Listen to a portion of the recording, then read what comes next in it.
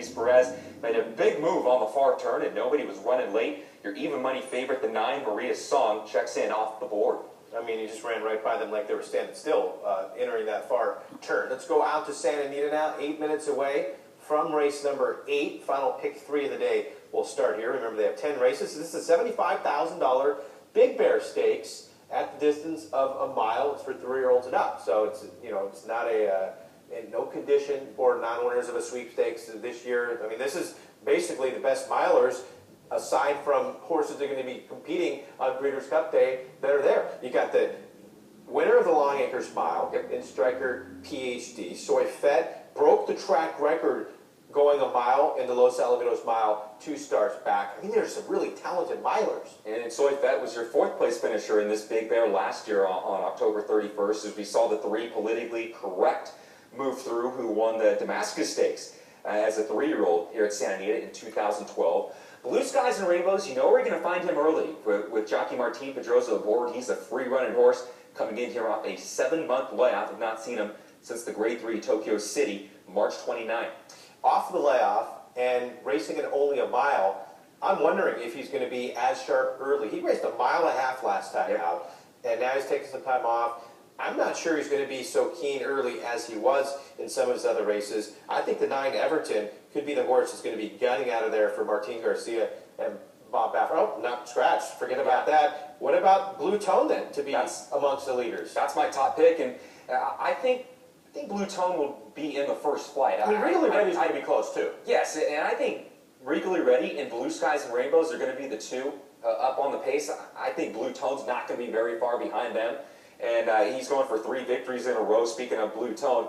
And he gets back to the dirt and used 2 horses in this pick 4. I have Blue Tone on here. I'll also use Soy Fett. The similarities between those 2 is that they haven't done well, at least on the dirt here at Santa Anita, but I think at least in those races, that they faced some pretty good horses. Soy Fett did very well on the dirt 2 starts back at Los Alamitos when he won the Los Alamitos Mile by over 7 lengths and broke the track record in doing that. Wasn't he claimed for something like $16,000? In the 12.5 to 16,000. I mean, he wasn't claimed for 50, right? No, I mean, it's a pretty low claiming price that he got him for. And Leonard Powell has done such a great job. This horse has earned over $450,000 combined in 2013 and 2014. But look at him destroy the field in the Los Alamitos Mile. Battling for 3rd, now taken by Canito. But it's Soy Fett in a stellar performance. He is making short work of them in the Los Alamitos Mile. Soy Fett and Kent DeSormo by 7 widening lengths. Masochistic holds 2nd. Photo for 3rd between Big win, obviously, that day. He would come back and race on the turf last time out at Santa Anita. But you pointed out, this is not really his favorite track. He's never won on the main track at Santa Anita. We'll see if that changes today. But he's to me, 3 to 1's a little bit too short. You look at his most recent efforts, though, on the Santa Anita dirt. It was off a 4-month layoff, April 26th, when he finished 5th, and the race prior to that one, he lost behind Mucho Matraman, who went on to win the Breeders' Cup Classic last year for Kathy Britbo. So at least in his last 2 races on the dirt at Santa Anita, I can go ahead and forgive him for those 2 efforts. And then prior to that, he was just not as good as a horse as he is now. So he's won on the dirt. He's won on all 3 surfaces. So that's a very good horse. He's going to be up close, I think, with Joe Talamo towards the inside draw this afternoon. So I think 3 to 1, a decent price, and that's the direction you go for Soy Fett here. I think a lot of people watching today maybe have never even heard of the number 6 horse, Stryker PhD, but being that he's raced at Emerald Downs, and those races are right during the quarters a lot of the times, I've probably seen Stryker PhD as much as anybody.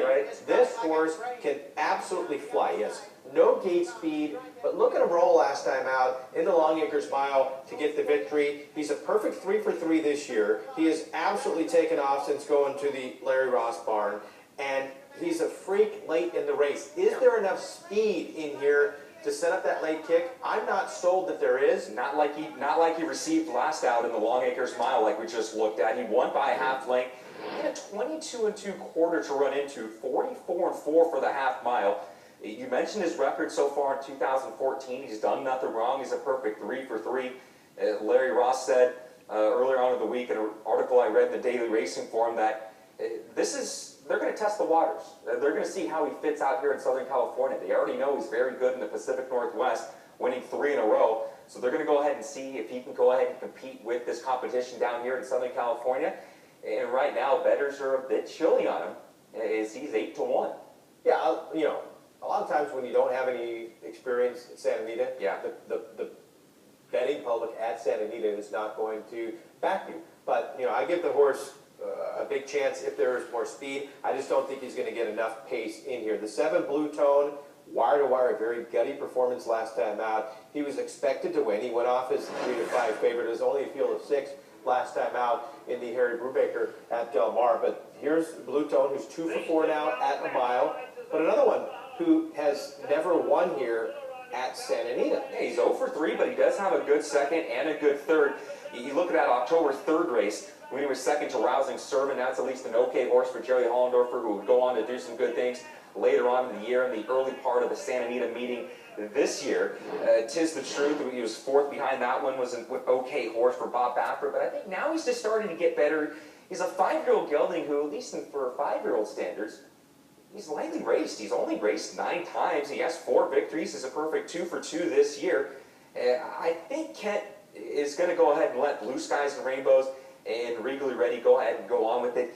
I'm hoping he's going to go ahead and sit in 3rd. I think he's going to be better with a little bit of a target in front of him.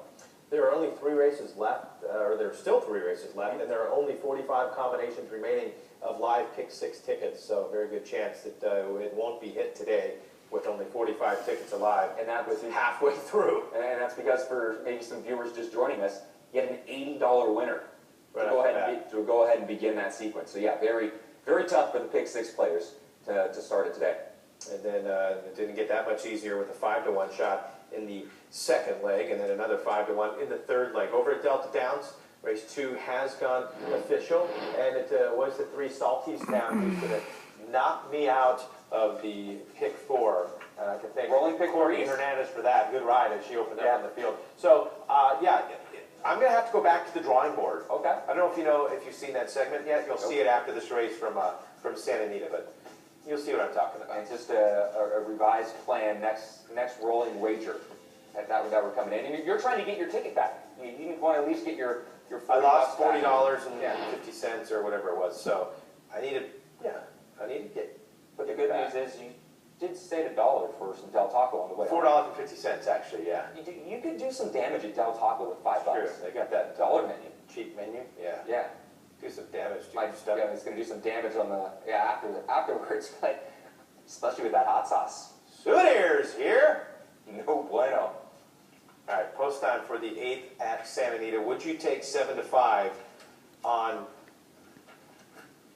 Regally Ready? I would. I mean, this was my best play of the day. His race at Mountaineer was absolutely gigantic. His race last time out at Kentucky Downs was absolutely gigantic. Mm-hmm. You know, I think he's... what's wrong with him? There's nothing wrong with him. You can't make any knocks against him. Yeah, his last dirt win was a race scheduled for the turf, ended up being moved to the main track at Mountaineer. It wasn't the toughest of fields in there that day. He jogged by 12. Yes, the number came back big, a 108. He's finally found his form, but I've always just thought he's been better on the turf throughout his career. But I think I'm going to go to the 7 here in Blue Tone, looking for 3 wins in a row, as there's just one more behind the gate. Here's Trevor Denman with the call of the Big Bear Stakes. And away they go. Regally Ready breaks fast from the outside, but so does Blue Tone. It is Blue Skies and Rainbows who wants the lead, absolutely ridden along now. Inside of that, politically correct. They're absolutely sprinting out of the lead here. Soy Fed hugs the rail, comes through to be a joint 3rd. Then we come back to Safety Belt in the white cap on the far side. Regally Ready, prepared to drop back 4 lengths off these leaders. Then it's another 3 lengths back to Sweet Sunshine, and last of all is Stryker PhD.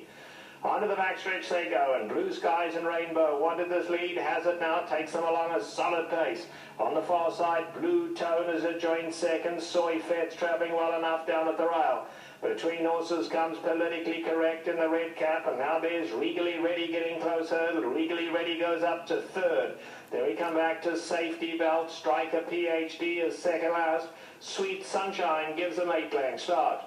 3/8 of a mile left to go now, and Blue Skies and Rainbows sent along, but has been taken on now by Blue Tone up between them, and Regally Ready on the far side. Now it's 3 in a line. Soy Fett is chasing after them from 4th, and then Stryker PhD. They come into the top of the lane now, and it's Regally Ready getting the lead. Regally Ready takes the lead and kicks for home. On the inside, Blue Tone tries to hang tough. Soy Fett, Stryker PhD.